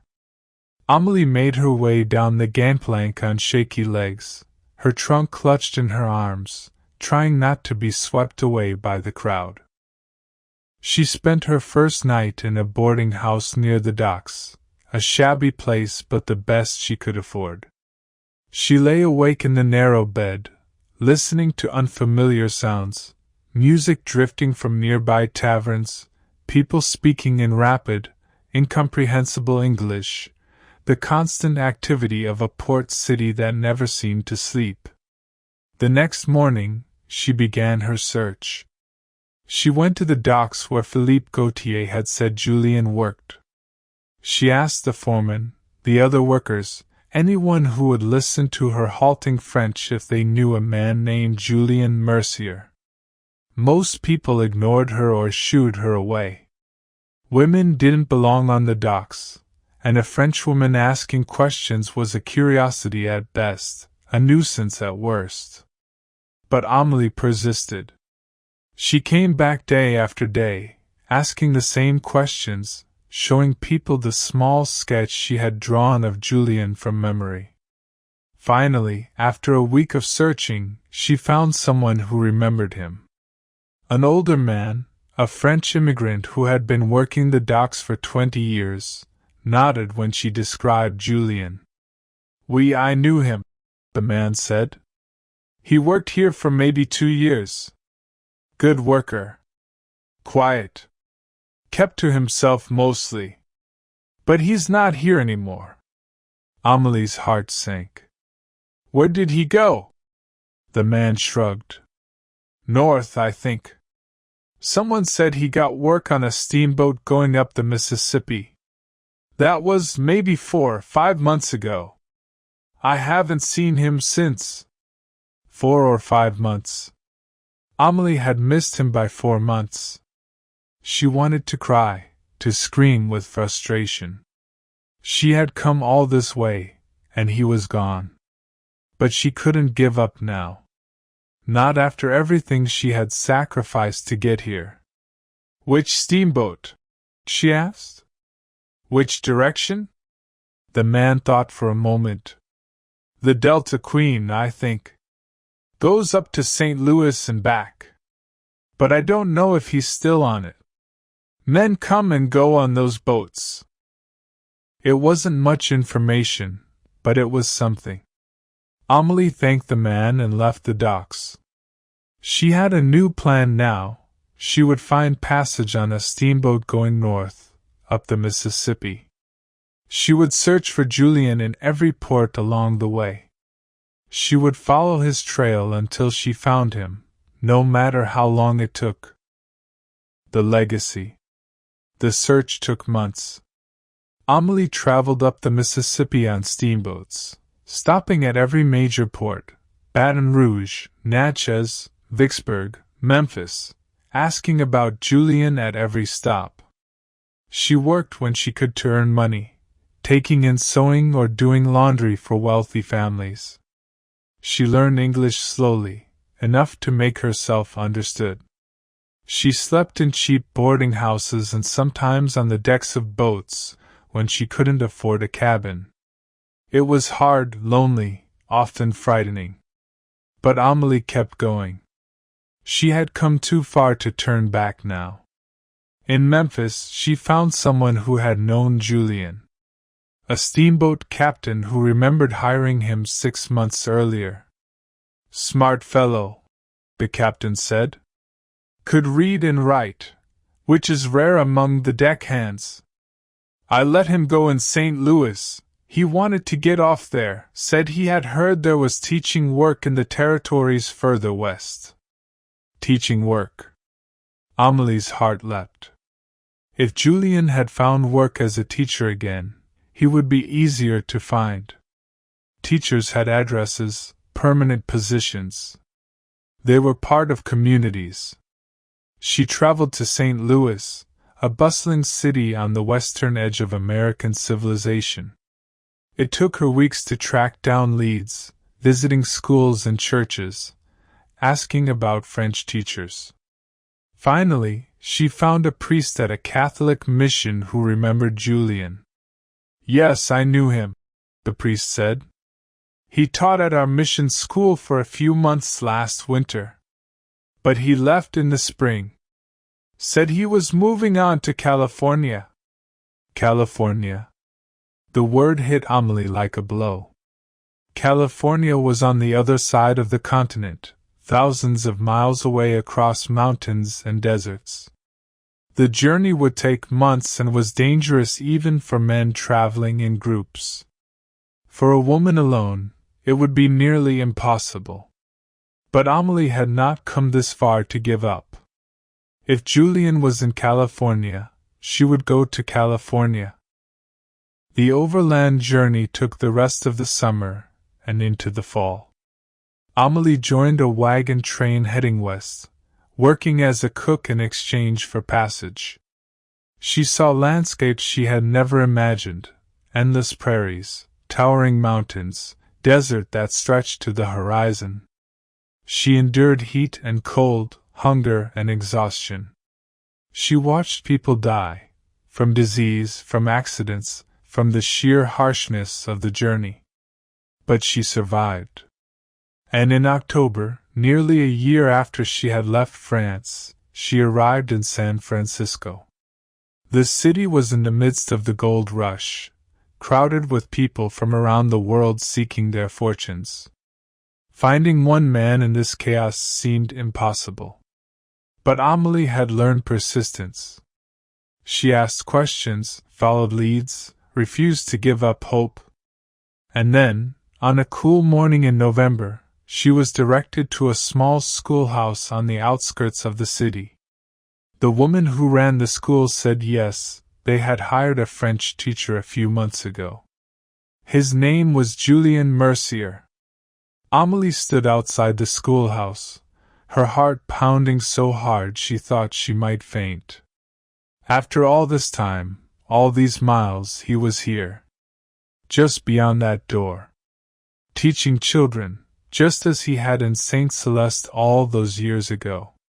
She smoothed her dress, worn and travel-stained despite her best efforts to keep it clean. She touched her hair, pinned up in a simple style she had learned from the American women she had met.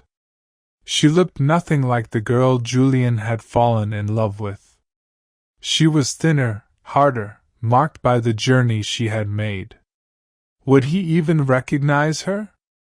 Taking a deep breath, she opened the door.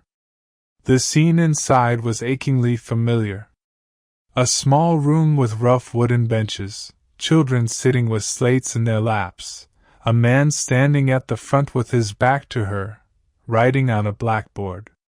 The man turned at the sound of the door opening. And time stopped. It was Julien. Older, his face more lined, his hair slightly longer than he used to wear it. But unmistakably, undeniably Julien. He stared at her as if she were a ghost. His face went pale, and the chalk fell from his hand, clattering on the floor.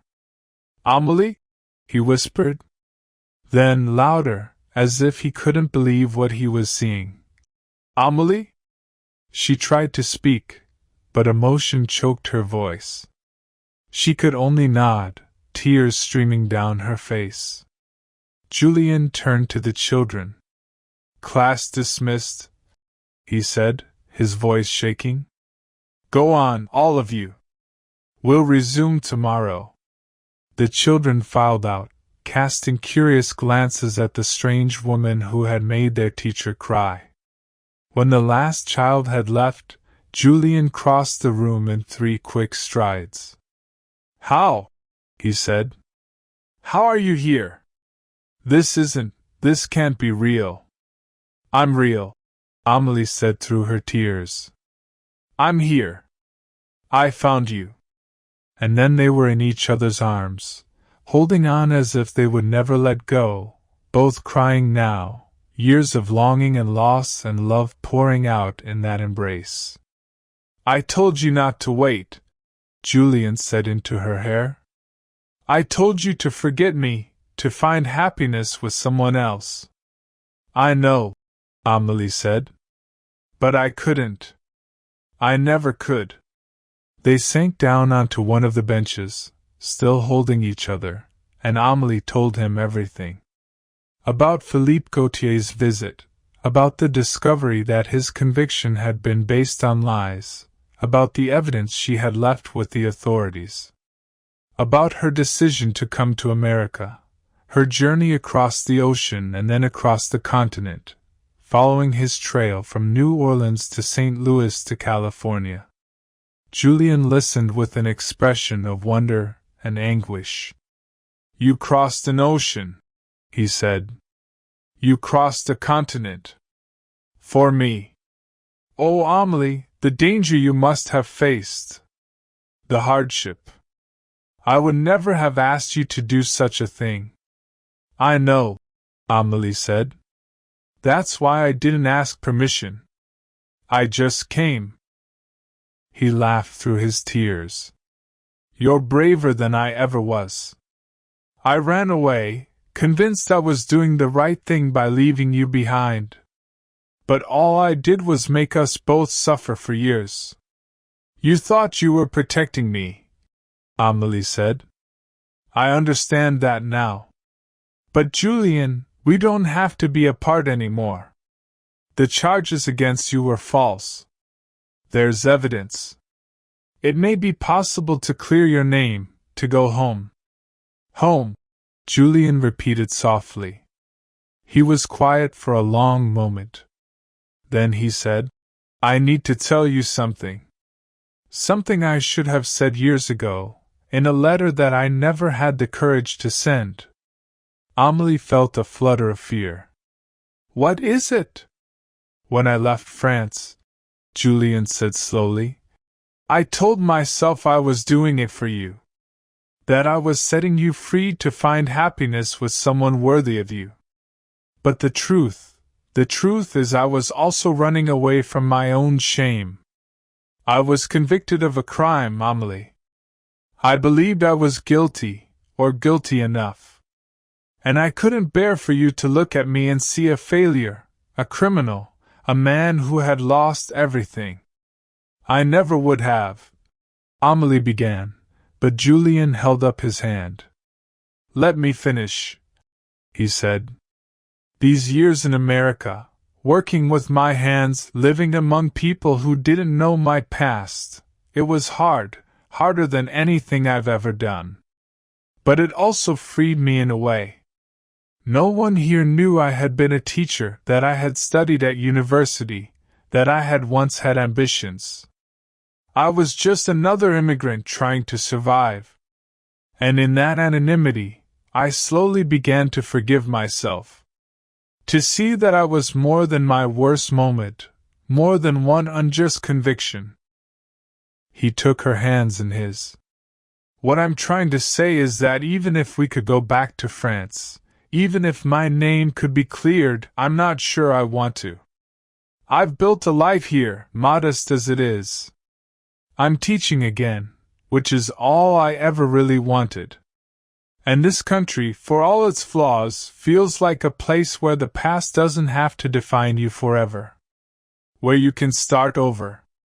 Amélie looked at him, understanding slowly dawning. "You want to stay in America?" "I want to be with you," Julien said. "That's all I've ever wanted. If you need to go back to France, if you need to be near your mother, near everything familiar, then I'll come with you. I'll face whatever consequences await me there. But if you could imagine staying here, building a life here with me." Amélie thought about Saint Celeste, about the village where she had been born and lived her entire life until a year ago. She thought about her mother, aging alone in the house where Amélie had grown up. She felt a pang of guilt at the thought of not returning. But she also thought about the journey she had just made, about the person she had become in the process. She had crossed an ocean and a continent. She had survived dangers and hardships she never would have imagined herself capable of facing. She had discovered reserves of strength and courage she hadn't known she possessed. The girl who had fallen in love with a schoolmaster in a lavender-scented garden was gone.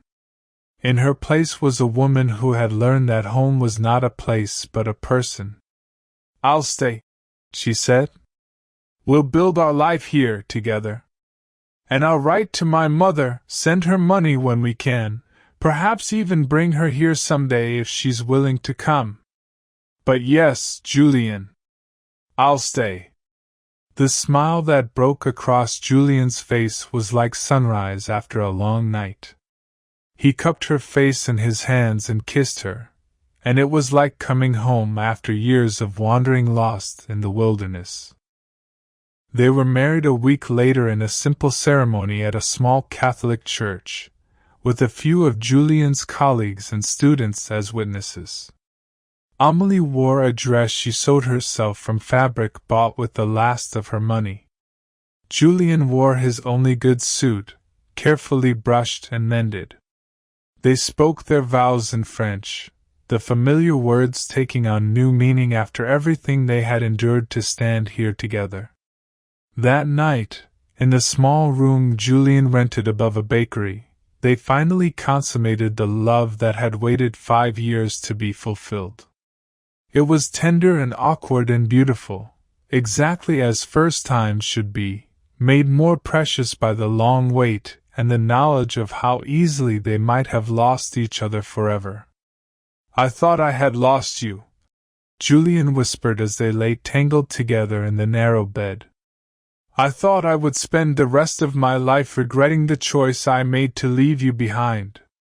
"You didn't lose me," Amélie said. "You could never lose me. I would have followed you to the ends of the earth." "You did follow me to the ends of the earth," Julien pointed out, and they both laughed, a sound of pure joy and relief. They made a life together in San Francisco. It was not the life either of them had once imagined. Julien taught at the small school, earning a modest salary. Amélie took in sewing and eventually began teaching needlework classes to the daughters of wealthy families. They rented a tiny house with a small garden where Amélie grew herbs and vegetables. Money was always tight. They had little in the way of material comforts. But they had each other, and they had found that this was enough, more than enough. It was everything. They read together in the evenings, just as they once had in St. Celeste. They talked for hours about books and ideas and the world around them. They walked along the bay on Sundays, watching ships come and go, carrying people from all over the world to this strange, new, vibrant city. And slowly, tentatively, they began to hope again. To make plans for the future. Perhaps they would have children. Perhaps they would save enough money to buy a small piece of land, build a house of their own. Perhaps, when they were old, they would return to France for a visit, show each other the places where they had grown up. But these were dreams for tomorrow. For now, it was enough to be together, to have found each other again after so much loss and separation. Amélie wrote long letters to her mother, telling her about America, about her marriage, about the life she was building with Julien. Colette wrote back, her letters full of love and concern and eventually, acceptance. She understood, she wrote, that Amélie had to follow her heart, even if it led her so far from home. She was proud of her daughter's courage, of the woman she had become. Years passed. Amélie and Julien grew older together, their love deepening with time and shared experience. They had 2 children, a daughter they named Colette after Amélie's mother, and a son they named Michel after her father. The children grew up speaking both French and English, belonging to both worlds entirely, the way children of immigrants do. Julien continued to teach, first at the small school and eventually at a larger institution as his reputation grew. Amélie's needlework business thrived, and she eventually opened a small shop where she sold her embroidery and taught classes. They prospered, modestly but steadily. They bought a house with a real garden, in a neighborhood of other immigrant families. They saved money and sent some to Colette in France, enough to make her remaining years comfortable. And they loved each other, fiercely and faithfully, every day of their lives. But even as they built this good life together, there was always a shadow, a sadness that neither could quite shake. It was the knowledge of the years they had lost, stolen from them by lies and injustice and cruel circumstance. 5 years when they should have been together but were apart. 5 years of loneliness and longing that could never be reclaimed. Sometimes, lying awake in the night, Amélie would think about what might have been. If Julien had never been arrested. If they had married in June of 1847 as planned, they would have had 5 more years together. Their children might have been older, or there might have been more of them. They might have built their life in St. Celeste, surrounded by family and the familiar landscapes of home, rather than in this foreign city on the edge of a vast continent.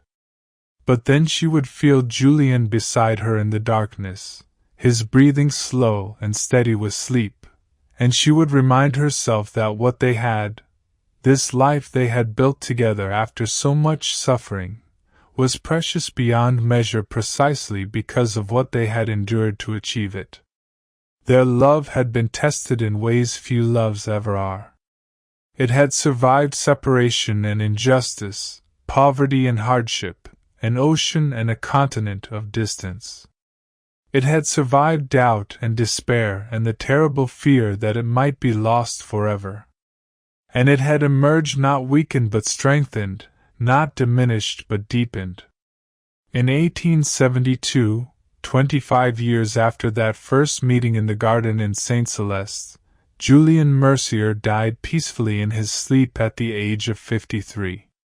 He had been ill for several months with a lung ailment, common among men his age, and though Amélie had nursed him devotedly, trying every remedy, consulting every doctor they could afford, in the end, there was nothing to be done.